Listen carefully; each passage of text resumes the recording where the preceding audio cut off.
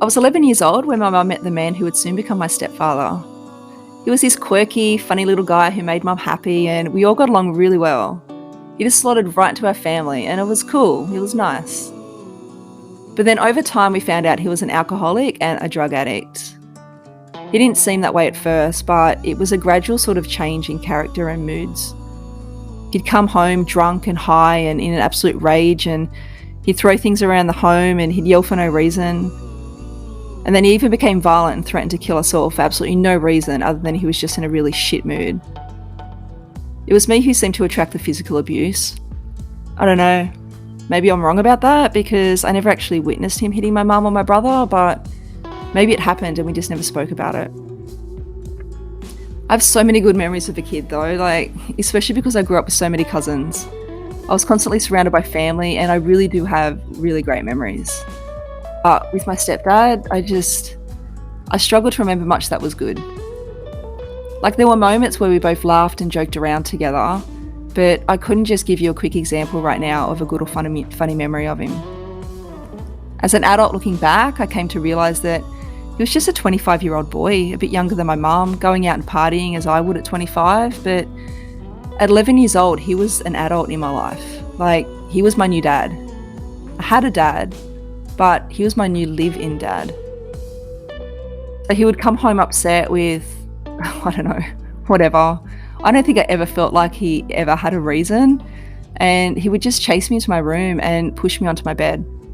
If I fell on my back, I would curl my knees up to my chest and protect my face and try and push him away with my feet. And if I fell onto my stomach, he would jump on my back and put his hands around my throat. Then my brother would come in trying to fight him off me to help me. And anything could trigger my stepdad into a rage, and within the next few years, my mum, my brother and I would figure it out. What ended up happening was that we all learned to modify our behaviour to avoid certain circumstances. I learnt quickly to hide all emotions. I stopped being overly happy or excited about anything in front of him because, if he was coming down off a high or if he was paranoid, how dare I be in a good mood when he wasn't? And I stopped being open about being upset or angry in front of him because he might be in a good mood and no one ever wanted to ruin that. See, he could be in a bad mood, but no one else was allowed to be. But we also couldn't be in a good mood unless he was. So the family just tried their hardest not to ever interrupt his good mood. I tried only to ever voice my opinion if it was in agreement to him or if he wasn't around, and I felt like I couldn't be myself anymore and that I didn't even know who I was anymore. I felt like I was numb, and by age 13 or maybe 14, I started to cut my own skin. At first I used a serrated steak knife that I found in the kitchen and no one noticed it was missing. Then later I used a Stanley knife that I found in the garage that hadn't been used, wasn't rusty or anything. And then I finally went to the pencil sharpener razor. It was little and I could carry it around with me. I would stand in my bedroom with my back against the door and slice the skin off my hips, and I don't know, it eased my mind. That very moment I cut myself, I felt relief. I couldn't explain why at the time, but it just helped me and it gave me something to focus on. I then didn't have to worry about what he said to me or what he did to me or how I was supposed to feel or how I didn't even know how I was supposed to feel. But then I'd feel guilty about it. I didn't want anyone to know, so I made it my rule that I would only cut where it wouldn't be visible. So I decided I'd cut the skin on my hips where it would be covered by my underwear. One of my biggest triggers were his comments. He would catch me walking from the bathroom to the bedroom in a towel and he'd say things like how good I looked or how sexy my legs were and how my body was growing into a lady. Now there's no sexual abuse, but these comments, they just grossed me out. He would say them to me like he was giving me a compliment, but they made me feel really uncomfortable.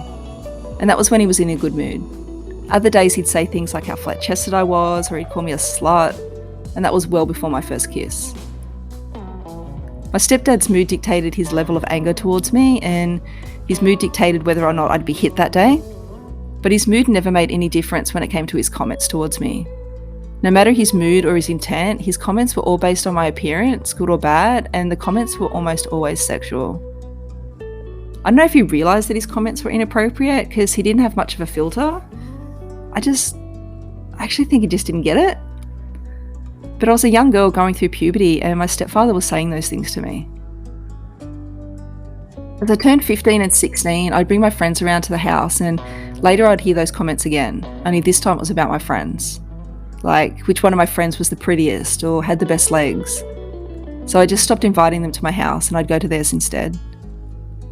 I was feeling dirty and disgusting, and I hated the way I looked and I hated the way I felt, so I would just cut again. I would take what he said and just cut it off me, and the more I bled, the better I felt. I started getting pleasure from the pain, and I think it was because it was my pain. Like, no one forced it upon me, it was my choice, and the extent of the pain was my choice. But I was cutting so much that I was running out of skin in the area I told myself I would stay in. So I decided that I would cut higher, but be more careful about hiding it. And then I began to enjoy the sneakiness of hiding it. Plus, if I cut where my jeans would rub against it, it would take longer to heal and it hurt more, and I liked that too. And then I was hooked. Sometimes I would cut just because I enjoyed the pain. And I didn't need a reason for it anymore. I do it when I was upset, but I also did it because I'd grown to like it. Which is sick, I know that. But at that age, I didn't know how to explain it, and I was too embarrassed to talk to anyone about it, and I didn't want to freak out my mum or have her worry about me. And at 16, the verbal and physical fights between me and my stepdad got worse.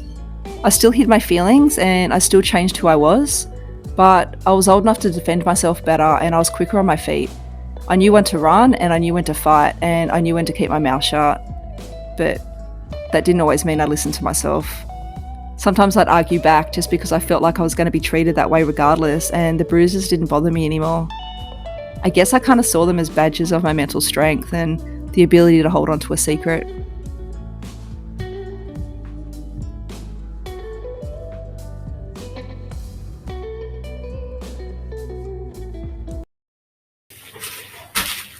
Okay, so I know that the subject matter of this video is a bit and some of my next videos will get a bit worse.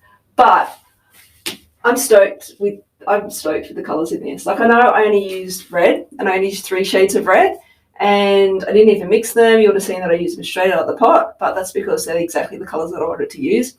But I'm so happy with the texture in this piece. Well, you know what the lines were meant to represent, but I just, with the gold leaf on it, I don't know if the gold leaf's really coming through on camera that well, but the really subtle sparkles, depending on where the light hits it and where you're standing in front of the piece, what angle you're looking at it, I don't know, I'm really happy with this piece. Even though it had dark subject matter, I could stare at this piece for days. I just think that the more you look at a piece like this, sometimes you can just, I don't know, you can see what you want to see.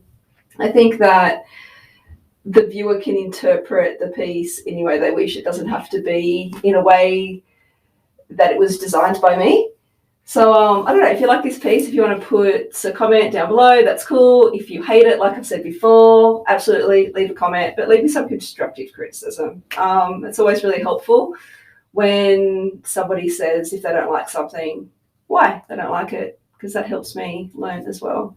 And I promise I will try and get better with this whole editing, filming stuff. That's not really what I'm about. I like to just sort of paint without having to worry about all the technical side of it, but I don't know, I do want to upload some stuff, so you have to bear with me with that bit. Anyway, thank you for watching.